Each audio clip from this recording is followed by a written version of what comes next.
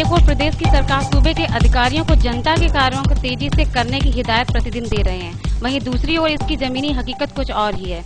ना तो अधिकारियों का रवैया सुधर रहा है, ना ही जनता को समय पर न्याय मिल पा रहा है।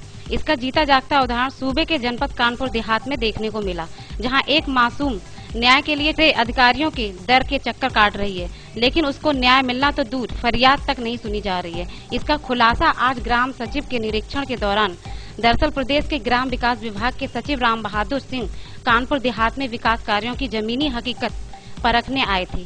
इसी दौरान एक 14 वर्षीय मासूम न्याय की गुहार लगाने पहुंची।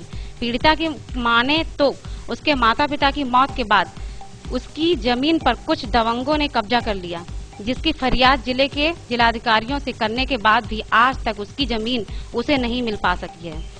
वही सचिव ग्राम विकास ने जांच कर कार्यवाही करने की बात। 4 सालों से यहाँ आ रहे हैं, एसडीएम सर कहते हैं कि खेती भूल जाओ, उसमें आबादी बस गई है, मेरी खेती नहीं मिलेगी, हमारे मम्मी पापा कोई नहीं है, उसमें कुछ नहीं होगा। कहते हैं भूल जाओ, अपने घर में बैठो, मेरे कोई है नहीं, तुम कहाँ रहे हैं।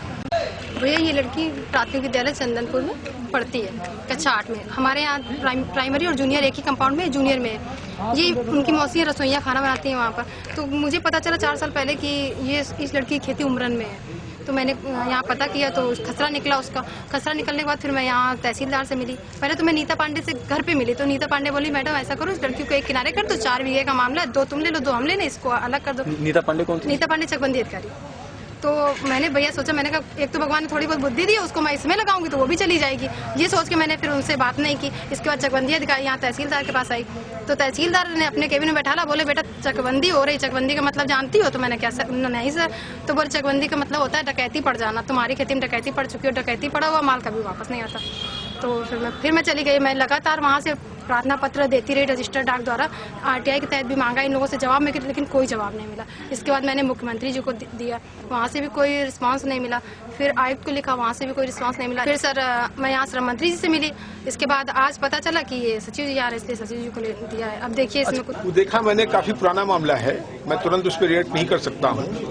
उस पर मैंने उनको बताया है कि इसकी मैं पूरी जांच कराऊंगा, और जांच कराने का माध्यम जिलाधिकारी हैं, उनको भी भेजूंगा, और उसका जब तक अंतिम निस्तारण नहीं हो जाता उसकी समीक्षा होती रहेगी। अगर उसका वाजिब है केस तो बिल्कुल उसके हक में होगा, जो भी स्थिति बनेगी उसका निस्तारण अंतिम रूप से किया जाएगा।